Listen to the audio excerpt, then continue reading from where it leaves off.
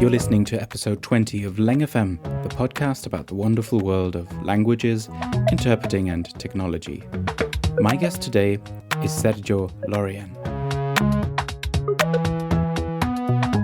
I'm from New York, where everyone says Llorian, but actually my parents are Cuban, so it's pronounced Llorian. But I mean, I've grown up in Croton-on-Hudson, New York, so the pronunciation became Llorian since the day I was born.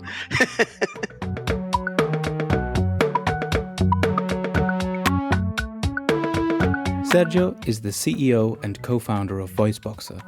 VoiceBoxer is an online platform for conferences, presentations, and webinars that also allows for interpretation and slides in multiple languages. The special focus is on smaller events that would otherwise happen without interpretation or not at all. Keep listening to learn more about Sergio and VoiceBoxer.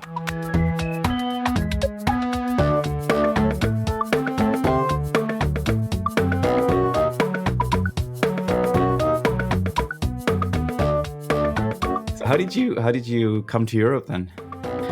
Well, I came to Europe to be with my partner, and I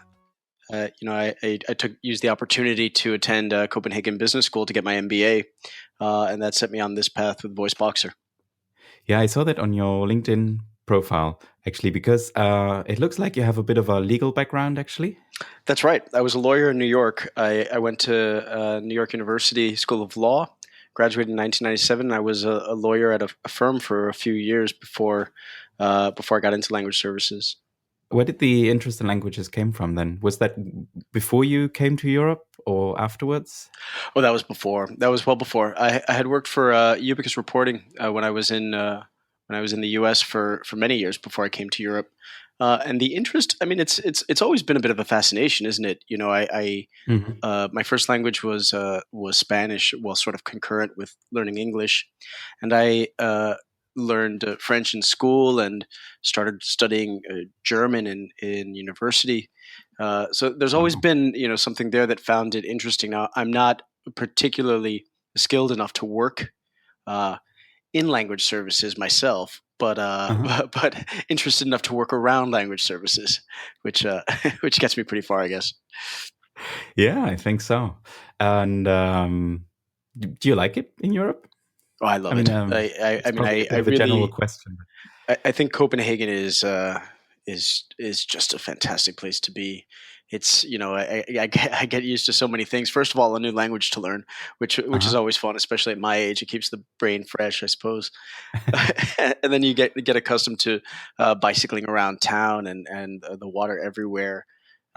It's I think for there's for someone like me who's always had a bit of wanderlust and being from the United States, living in Europe where whatever cities seemed so exotic in the past now are 2-hour flight away. That's just fantastic. That's true. So your Danish is coming along nicely then. I wouldn't say that. I've actually, I mean, one of the beauties of Denmark is that they offer free language education for several years. For people who are living here, for foreigners who are living here, and that's fantastic. But Danish is a particularly tough language, and it is, yeah. Yes, but I mean, it's very tricky. I think it is pretty tricky, and but I mean, I know enough to get by so that I can feel like I'm really integrating, and I'm certainly doing my best to assimilate. Awesome. I've been to Copenhagen for the very first time last August, I think, and I was so amazed by the city, just the way it looks, and then the bicycles everywhere. That was really, really impressive. That was awesome. And they have these special racks next to traffic lights and that kind of thing. And you have to be very careful not to get run over by a bicycle, which is a completely new experience. Because in Brussels, usually you have to pay attention to the cars, but in Copenhagen, it's the bicycles. Yeah, that's exactly right. And bicycles have the right of way. It's really kind of a funny scene. My parents came to visit me once, and I think they got confused between what's a bike lane and what's the sidewalk. and my Uh-huh. father almost got run down. And his comment is, you know, that's a mistake you only make once. From that point on, he absolutely knew the difference between the sidewalk and the bike lane. Oh yeah, I can imagine. And is Copenhagen a very techy city? Are there a lot of startups and small companies in the tech scene? Well, I think so. I think it's proportionate to its size. It certainly is, and I think it's also growing. I think the sort of ecosystem for startups and innovation is really gaining an aggressive foothold here. I think it's actually a very it's still pretty young, that mentality, but I think it's growing Hmm. very, very quickly. So it's actually, I would say, well, I don't have that much of a frame for comparison, but I would say it is a thrilling place to be working in the startup circles. Excellent.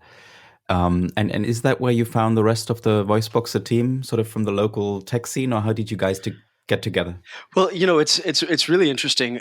My business partner Andrea, he is from Italy, and I met him through Hmm. the MBA. And then it was actually through the MBA that I met Sort of Dan Ventures, a co-founder, and they were able to get me on the path with the tech development and introduce me to Casper Kronborg, our current CTO. Uh, so it's from there it sort of builds. But we have we're very local to Copenhagen. However, we're very international in our composition as a team. So you said you didn't really want to go into a language profession per se, but you wanted to work around languages. I'm curious, what prompted the idea of VoiceBoxer before we go into the detail of what it is and how it works and so on?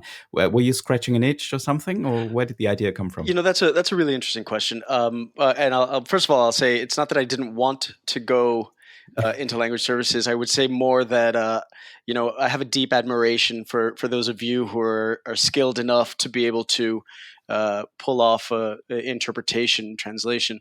I see. So it's not for lack of desire, but more lack of talent that keeps me outside of doing it myself. I mean, I can barely speak English these days. It feels sometimes.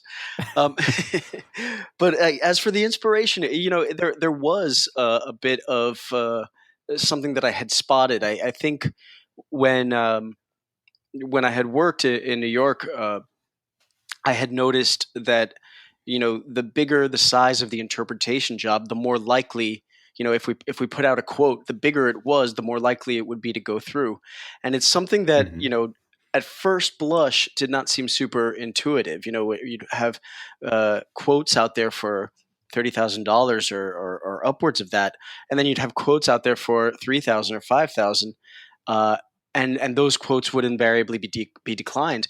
And when you dig a little bit further, the conversations with the customers and the salespeople, it showed a really interesting logic behind it, which is, if you have an event that requires, let's say, tens of thousands of dollars worth of interpretation services and equipment and technical support, um, Mm. then this is an event that is so huge that the budget for language services is a drop in the bucket. It is. Conversely, when you have a 1.5 hour event for a handful of people, and you still have all of these costs that you can't get rid of, for the interpreters working in pairs and the equipment and the technical assistance and all of that, then suddenly for an event that small, a quote of just a couple $1,000s becomes prohibitive. Yeah. So it really drew my attention to the fact that these smaller events were underserved. These very necessary and very valuable language services became cost prohibitive because of everything that goes with it. And so it's not, these events would end up not seeing the light. Uh, so that's sort of what inspired VoiceBoxer, thinking, there must be a way to serve smaller events, lower budget events, and of course, by extension, virtual events, in a way that creates a platform that allows interpreters to feel supported, Hmm. professional, and I guess make it very intuitive, while also being able to provide customers with these language services that they need for these smaller, underserved events. And I think that's what you refer to as during one of our earlier conversations, as the iceberg, right? Because the tip just being the big conferences that get served anyway, and you're trying to focus on what's underwater, the huge volume of those small or ad hoc events or conferences or whatever. Yeah, that's exactly right. From my experience, that's exactly what was going on. Was that these events that got these valuable language services were the ones that basically had the budget to allow it. There were so Mhm. many where they would request a quote and then say, "Well, we're just going to have to live without." And so and that's the what's everything that's below the waterline of that iceberg metaphor is all of these events that so badly need language services. However, these customers feel that it's cost prohibitive, so they just muddle along, hoping that Yeah. business English will be sufficient, and for attendees, they can do nothing but grin and bear it. Right. And I mean, we should probably just say what VoiceBoxer is. It's an Oh yeah, online platform which is mainly focused on multilingual webinars. So it's not a catch-all solution for remote interpreting. It's really focused on this kind of webinar use case, right? yeah. For webinars and web conferences, since you can have multiple presenters, but yeah, that's the idea is to allow for simultaneous interpretation being done for these virtual events. And I think on your website you have quite a long list and a varied list of use cases. So it's not just for the traditional webinars that are actually quite popular among translators and interpreters for continuous professional development, but there could be other use cases as well, like a phone conference or things like that. Yeah, I mean, I think the use cases that we're seeing are pretty disparate. There's a lot of course, education and training, but we've also discussed debates that allow people to sort of connect, even small meetings where people can listen in on their own language and then speak in their own language. Since you can pass the microphone back and forth to other participants wherever they're located, then suddenly you can have a moderated conversation. So at that point, the use cases become pretty much anytime people would want to meet and speak and get past a language barrier. Hmm. Yeah, and I think you've succeeded in creating a very intuitive and uncluttered platform. I think. I mean, we've done a demo before, and I saw how it works. And you have, let's say, different interfaces for different roles. But I mean, the general structure is that you have a video feed of the person speaking, then obviously the audio. And what's important is you can have slides, which is, I think, very important, not only for webinars, but also for presentations or like business use cases. And the multilingual aspect starts already with the slides, because I think the slides can also be translated. And is that something that the interpreter could also do, for example, if you want to serve your client, let's say? Yeah, that's exactly right. The When you select your audio channel, when since slides can be translated, you would see those translated slides in the language you select. Therefore, you get a fully multilingual experience, and this also benefits the interpreters. Now, of course, interpreters like to will do a lot of research. So, they're trained professionals, and we provide the materials as early as we can, as is always the case. Um, but what we do when the translated slides are available, we make sure that the slides are shown to the interpreters in the language into which they're interpreting. That Mhm. gives an additional support to allow, so that word choice becomes cohesive. That the message basically stays completely aligned with what the speaker intends and what the interpreter is able to do. Excellent. And then in terms of roles, so I see here on the website that you have there's usually a moderator, as would be the case in a traditional webinar.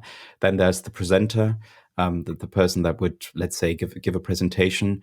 Then you have the interface for audience members, and then you also have a dedicated interface for interpreters, I think. Yeah. And it's difficult in this audio environment, but could you just sort of describe the basic features of the console? Sure. It sounds actually a little more complicated than it is. Well, what you want to look at for participants, whether you plan on speaking or not, you have the ones that are speaking, the presenters who can have control over the presentation, and the Hmm. audience, just a participant that doesn't have an active role, and then the moderator is just sort of a super presenter. They decide. They pass the microphone and control over the slides and the presentation to the various speakers, and the speakers can also raise their hands and queue up to make that easier. So the features therefore are you get the video stream coming from the active speaker, Hmm. and this is useful because of course for the participants it creates a very personal approach to this uh, virtual meeting and this collaboration. For interpreters, you also get these visual cues because you get a fantastic image of the speaker. Hmm. You can pick up the subtleties of meaning of tone. It was that last statement meant to be humorous or sarcastic or all of these things that aid in the comprehension is something that's passed along as an asset to the interpreters. And then, of course, the audio is uh, is available. When you select your language, you will either listen to the interpreted audio, or if the language that you select is the same as what the speaker is speaking, you will listen directly to the speaker. And of course, in the center is the presentation, as you mentioned, these slides that could be translated. Now, some of the other features that we have a chat available so that audience members Hmm. who do not have an active microphone can still interact with the materials. And also interpreters, this is something that's very valuable. We call it our virtual booth. Interpreters can work in this interface in pairs, as interpreters do, and they can pass the microphone back and forth. And inside their virtual booth, there is also a private chat. That way, they can support each other with notes and other communications, so they can work remotely together, as close as possible in such a remote situation as if they were side by side. Yeah, and I think that's a very interesting approach, that virtual booth. But just before we dig deeper into the interpreting side of things, just maybe a look under the hood.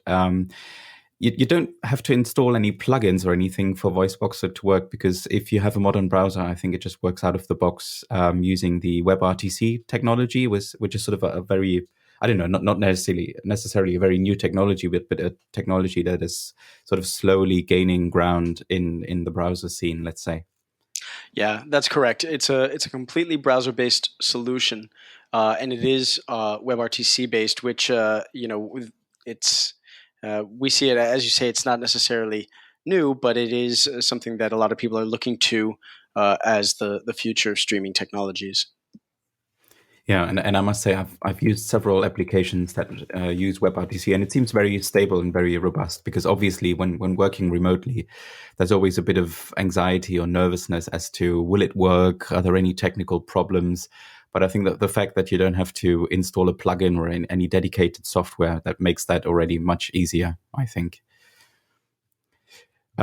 So maybe let's go into a little bit more detail for the interpreting side of things. So you mentioned the virtual booth and that it has a chat box, and there are a few other interesting features, I think, for the interpreters. So you can adjust the volume, for example. You can chat with your colleague, and you also have a very interesting procedure for handing over the mic when one interpreter's turn is over and the other interpreter is about to take over. Can you just quickly describe how it works? Sure. Well, first, before I describe how the mic is handed over, the volume controls I think are also an interesting one.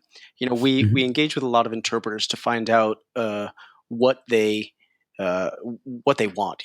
Basically, we view it as we have two stakeholders here. We want to make sure that we appeal to customers, of course, but we want to make sure that we appeal to interpreters.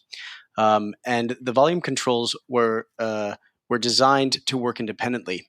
So you have two controls there. You have the volume of the speaker and the Hmm. volume of your partner. Now, some interpreters like to listen to the speaker to make sure they get the flow of the message and become even more expert on the topic. Some prefer to listen to their partner to make sure that they They match word choices and style so that there's a seamless experience for the audience. And some like to listen to both at the same time. These volume controls are completely independent, so each interpreter can set them to the levels and to the relative levels that are most comfortable for them. Yeah. Now, in the virtual booth, as you mentioned, we have a three-step process, and it's actually much easier than it might sound. But I'll do my best to describe it here. What we have is the active interpreter. Will click a button that will request a switch of the microphone. This is basically like asking, "Are you ready?" Hmm. Then the inactive interpreter will see the request, and when they are ready, will accept the switch request. That basically is them saying, "Yes, I'm ready." At that point, you have the inactive interpreter poised and ready to start when the microphone is switched, and the Hmm. active interpreter knowing that they are ready to go. So then the active interpreter then can activate the switch at an appropriate moment, at the end of a sentence, at the end of a slide, at any moment that creates a seamless switch. And that, and then there's a notification saying to tell the second interpreter that they are now the active interpreter, and everything is reset for a new switch at the appropriate time. So it's a three-step process, but it's basically the active interpreter saying, "Are you ready?" The second interpreter saying, "Yes," and then the first interpreter saying, "Here you go." I think it's actually a very good implementation. I mean, given the fact that the interpreters are usually not in the same room, so I think it's quite straightforward. You also have two other interesting features. You have a feature that many interpreters like and that exists in traditional booth and consoles, but it usually doesn't work very well. But I could see it working very well in this online context, which is the slow down button, which many consoles have, but usually it's either not connected or it's not set up properly, or the speaker just doesn't see it or doesn't care. But I think in this, well, in a way, more intimate working relationship, I could see it work much better. So you can have that. Request to slow down, and I think for the speaker or for the presenter, it's a subtle hint, but still a visible hint at the top of the screen, I believe. Well, it's actually at the bottom of the screen, at the bottom of the At the bottom. slide, Okay. and it's really interesting what you bring up because that slowdown reminder created a uh, both an opportunity because as you mentioned, in this virtual space, suddenly you have the speaker's attention, which means the slow down reminder is going to be visible, but also a bit of a design challenge. Hmm. You have to find that balance that makes it, on the one hand, noticeable, so it has the desired effect. On the other hand, not so distracting that it derails the concentration of the speaker. Right. So you have to find it has to be subtle, but not so subtle that it goes unnoticed. And there it was actually, practically speaking, it was a no-brainer, but design-wise, that actually took a lot of collaboration and a lot of experimentation before we found a balance that seems to work for everybody. Yeah, I can imagine it's quite a challenge. And to round off the interpreting features, there's a mute button, which is quite important, or a cuff button, if you will. And I think you also have usually you have a technician on hand, because what we have in a normal conference situation usually would be that there's a conference technician that can help if there's any technical problems. And in this case, with VoiceBoxer, you have a person available online, and they monitor the event, I suppose, or they just get a message or a pop up when there's an issue. It's Yes, we call it our live support. There for all of our live events, there is always someone on to troubleshoot if anything goes on. It is something that is useful because to have an expert there that has seen what may go wrong.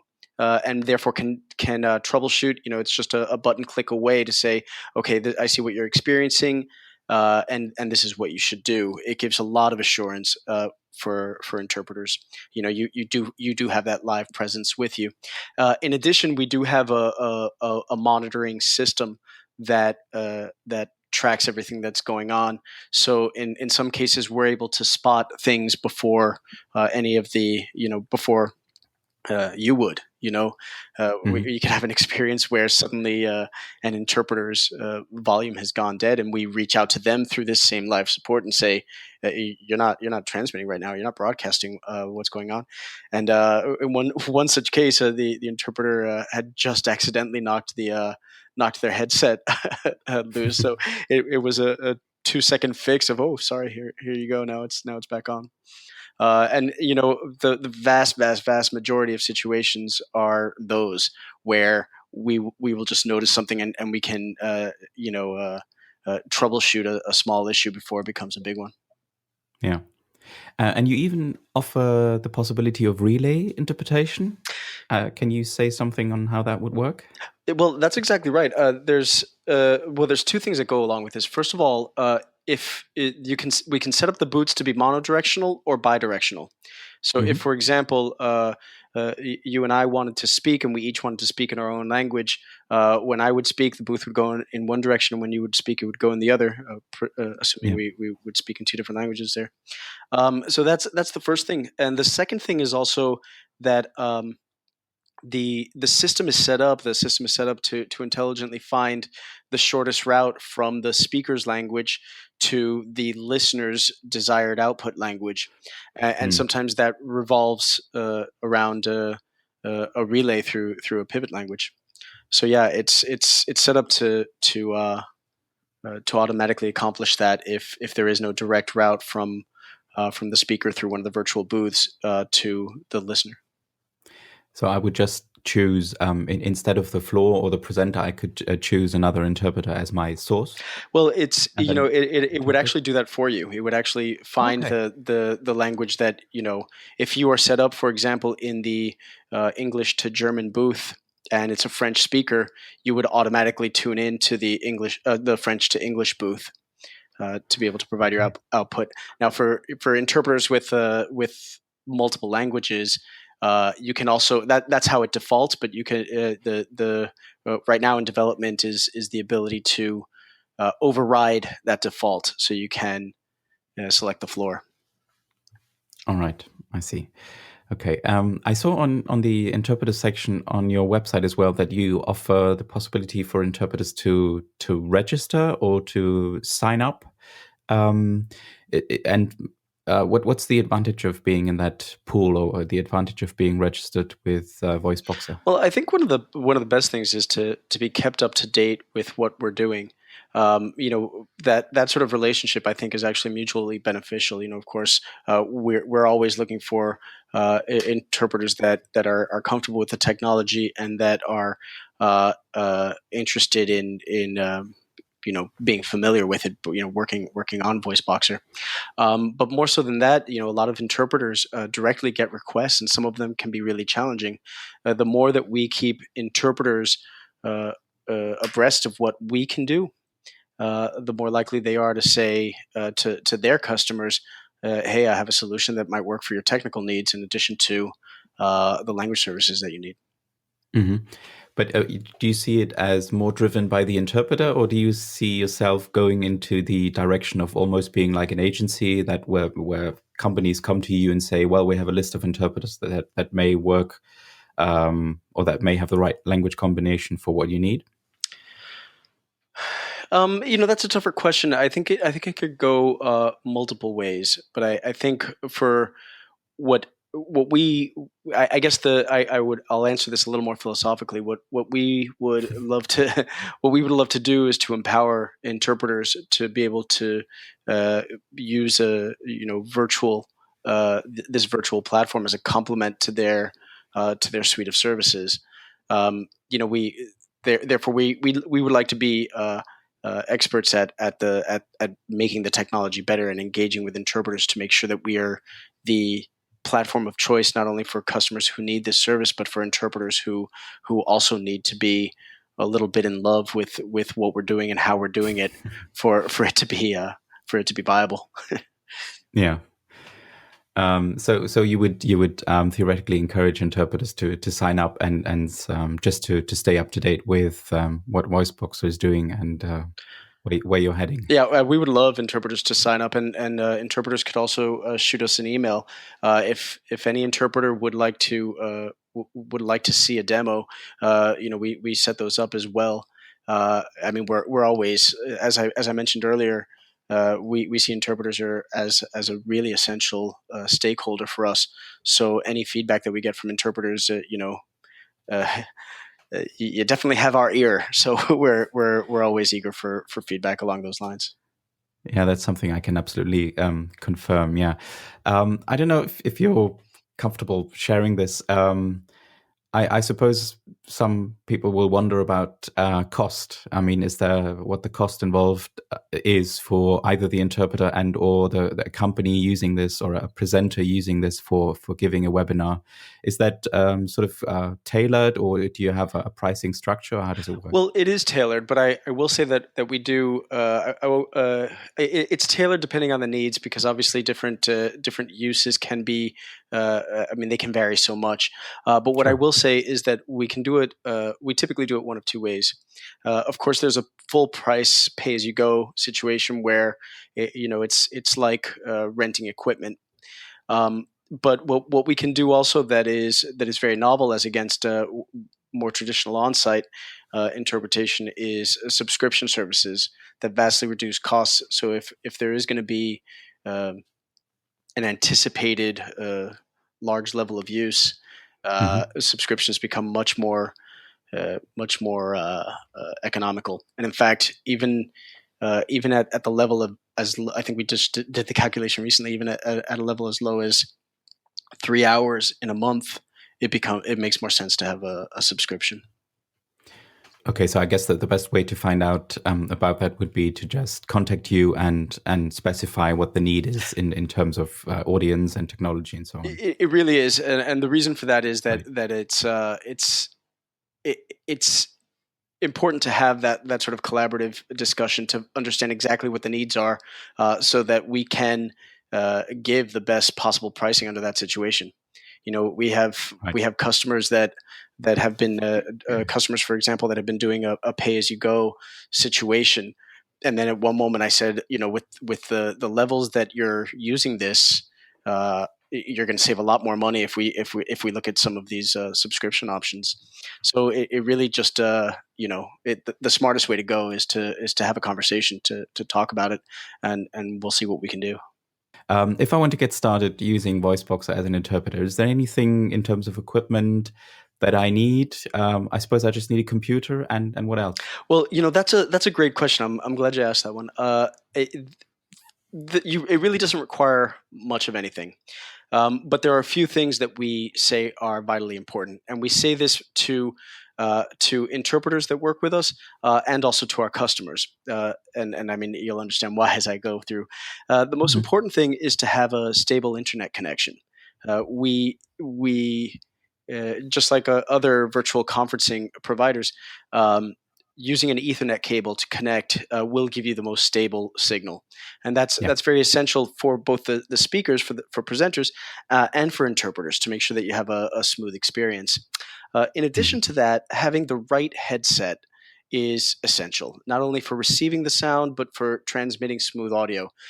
This is something that we, on behalf of our interpreters, we say to customers, and we make sure that they're connected with a headset to try to get the best possible sound for the purposes of interpretation. Now, this is a big deal because we want everyone to have the best experience possible, and so Sure. when we do trainings, we check not only uh, that the system is functional, that the settings are okay on the computer, but also that the hardware is the right hardware to be able to give a professional, high level experience on this virtual setting. So, but other than that, it's browser based, and it's so you work on your laptop or your desktop computer, connect with an Ethernet, and make sure you have a good, reliable headset, and you're good to go. Excellent.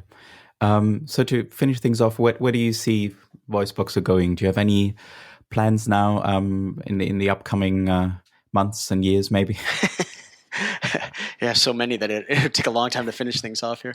But Yeah. what I will say is what I find interesting about a lot of the conversations that we've had recently is that a lot of our customers are looking for a platform that's comparable in uh, in capability to what they expect from monolingual providers. In that Hmm. sense, we have a very interesting technological challenge, which is provide these features that they expect. However, make sure that it's done in a multilingual way. And Hmm. this involves a lot of things from the basics of localizing the interfaces to make sure that they're accessible to things such as multilingual live polling and other things that are a multilingual twist to what is not so uncommon in virtual conferencing circles. And so for us, what we're seeing is that suddenly our offering will continue to become more mature so that we become a platform that you can subscribe for when you have of course multilingual use, many languages. Hmm. We have a theoretically unlimited number of language channels that you could have simultaneous. uh, and also when you have a smaller conference or a very localized one and only needed for monolingual use, well, then here you have a platform that will accomplish that as well. So Right. that's really the direction that we've started going in, and it seems to be very much informing how we best serve both our customers and our interpreters. Sounds great. But thank you so much, Sergio, for being once again available and sharing so much about VoiceBoxer and about your work. That was really interesting, and I hope that other people find. I'm actually quite sure other people will find it interesting too. And I think it's really a great project that you have going there. Thank you so much, Alex. It's been a real pleasure, and I'm really grateful that you took the time also to speak to me, to attend that demo when we last spoke. And I'll just take this moment to encourage anyone else who's interested in learning more, reach out to us. We're here to listen. We're here to talk, and we look forward to seeing what we can do together.